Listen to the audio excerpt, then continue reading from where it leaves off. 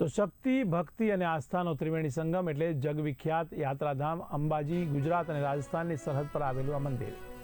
અંબાજી એ દેશના 51 શક્તિપીઠમાં આદ્ય શક્તિપીઠ તરીકે ઓળખાય છે. તો અંબાજી ખાતે 19 માર્ચથી ચૈત્રી નવરાત્રિ પર્વની શરૂઆતે મંગળા આરતી કરવામાં આવી હતી. ત્યારે મંગળા આરતીમાં મોટી સંખ્યામાં ભક્તો પણ જોડાયા હતા. ત્યારે અંબાજી મંદિરમાં રંગબેરંગી ફૂલોથી મંદિરને શણગારવામાં આવ્યું છે. તો મંગળા આરતીમાં ગુજરાતના પૂર્વ મુખ્યમંત્રી સ્વર્ગીય વિજય રૂપાણીના ધર્મપત્ની અને તેમના પુત્ર અને તેમની પત્ની અને પૌત્રી પણ મંદિરમાં મંગળા આરતીમાં જોડાયા હતા. આ સિવાય ગુજરાત સરકારના પૂર્વ વનમંત્રી અને સુરત ઓલપાડના ધારાસભ્ય મુકેશ પટેલ પણ મંદિરે પહોંચ્યા હતા. મંદિરમાં ભક્તિમય માહોલ જોવા મળી રહ્યો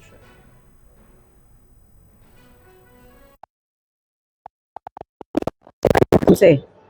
અંબા માતાના કુળદેવી અંબા માતાના ખૂબ સરસ દર્શન કરીને મંગળા આરતીનો લાભ લીધો છે અને મા અંબાને પ્રાર્થના કરી છે કે આખા જગતનું કલ્યાણ કરનારી અંબા માતા અમારા સૌનું, ગુજરાતના સૌનું કલ્યાણ કરજો અને ખૂબ ખૂબ સમૃદ્ધિ અને સુખ આપે એવી આજના દિવસે માતાજીને મેં પ્રાર્થના કરી છે.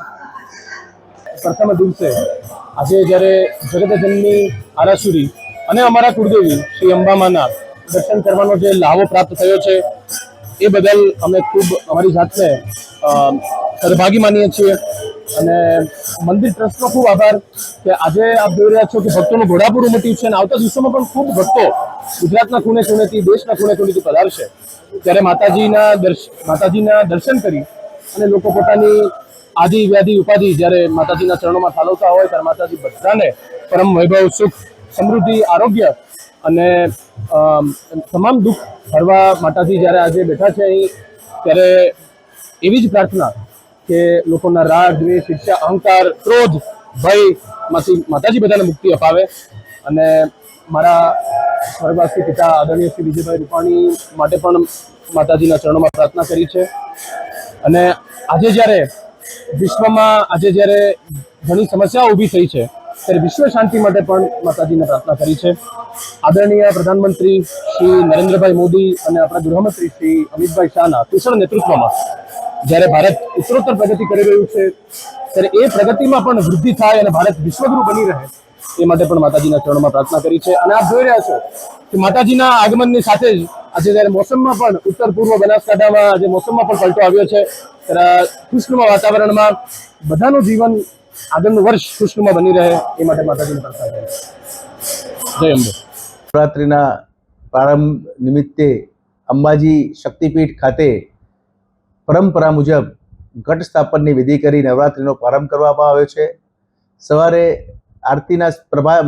આરતીમાં મોટી સંખ્યામાં માઈ ભક્તો જોડાયા હતા અને આ નવરાત્રિ દરમિયાન પણ મોટી સંખ્યામાં માઈ ભક્તો માના દર્શને શીશ ઝુકાવવા માટે આવશે.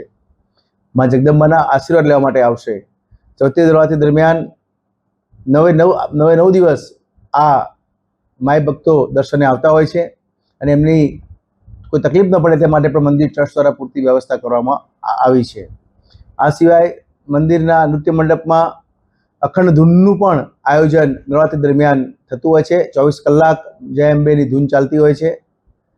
આ સિવાય 21-22 તારીખો દરમિયાન અંબાજી ઉત્સવ શનિ રવિની જે રાત્રે છે સાંજે 7 થી 10 વાગ્યા સુધી અંબાજી ઉત્સવનું પણ આયોજન કરેલું છે, જેમાં માયાભાઈ આહિર, ઇન્દિરાબેન, પ્રકાશભાઈ બારોટ વગેરે મોટા મોટા કલાકારો મા જગદંબાની ભજનો, ગરબાઓ વગેરે ગાઈ અને માની આરાધના કરશે અને મોટી સંખ્યામાં માઈ ભક્તો આનો પણ લાભ લેવા પધારે એ આપના માધ્યમથી વિનંતી કરું છું.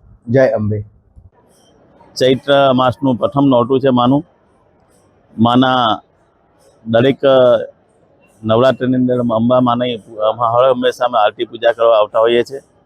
આજે હું માને પ્રાર્થના કરું છું કે દેશના યશસ્વી વડાપ્રધાન નરેન્દ્રભાઈ મોદી સાહેબને દેશની 140 કરોડ જનતાની સેવા કરવાની એમને શક્તિ આપે અને જે રીતે દેશની સેવા કરી રહ્યા છે એમાં એમને ખૂબ તાકાત આપે એવી પ્રાર્થના કરીએ છીએ. અને મા જગદંબાને પ્રાર્થના કરીએ કે હંમેશા આપના આશીર્વાદ અમારા ભારત દેશની દરેક પ્રજાની ઉપર એમના આશીર્વાદ રહે એવા હું માને પ્રાર્થના કરું છું. ખાસ કરીને હાલ જે પરિસ્થિતિ બની રહી છે એને પણ શાંતિ પડે અને શાંતિ વિસ્તારવાય દેશોમાં.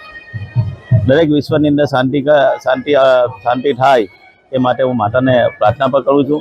અને જે રીતે ટૂંક સમયમાં જ આ કોરિડોરનું પણ ડેવલપમેન્ટ થવા જઈ રહ્યું છે, આ પણ ઝડપથી થઈ જાય એવી માતાને પ્રાર્થના.